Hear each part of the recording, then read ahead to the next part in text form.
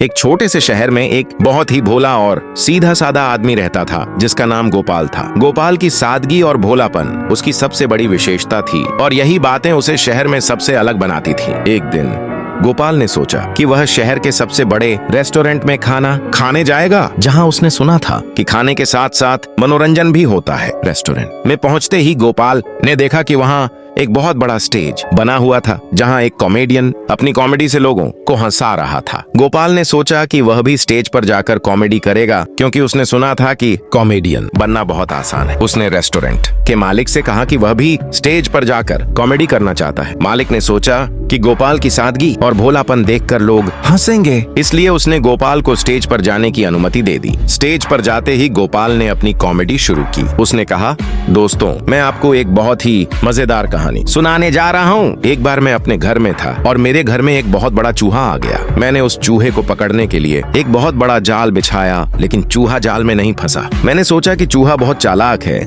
इसलिए मैंने जाल में पनीर रख दिया। चूहा पनीर की खुशबू से आकर्षित होकर जाल में फंस गया। मैंने चूहे को पकड़ लिया और उसे बाहर फेंक दिया। लेकिन जब मैं घर वापस आया तो मैंने देखा कि मेरा टीवी गायब हो गया था। मैंने सोचा कि चूहा टीवी को खा गया होगा, लेकिन जब मैंने चूहे को देखा तो वह बहुत मोटा हो गया था। मैंने सोचा कि चूहा टीवी को नहीं खा सकता था, इसलिए मैंने अपने पड़ोसी से पूछा कि क्या उसने मेरा टीवी देखा है। पड़ोसी ने कहा कि उसने मेरा टीवी नहीं देखा है, लेकिन उसने कहा कि उसने एक बहुत बड़ा चूहा देखा है जो बहुत मोटा हो गया था। मैंने सोचा कि चूहा टीवी को नहीं खा सकता था, लेकिन उसने मेरे घर में रखे हुए सभी खाने को खा लिया होगा। गोपाल की कहानी सुनकर सभी लोग हंसने लगे, क्योंकि गोपाल की सादगी और भोलापन उनकी कहानी में बहुत ही मजेदार तरीके से उभरा था। गोपाल की कॉमेडी इतनी सफल रही कि रेस्टोरेंट के मालिक ने उसे फिर से स्टेज पर जाने का मौका दिया। गोपाल की कॉमेडी ने लोगों को इतना हंसाया कि वे अपनी सीटों से उठकर नाचने लगे। गोपाल की सफलता देखकर मालिक ने उसे रेस्टोरेंट में कॉमेडियन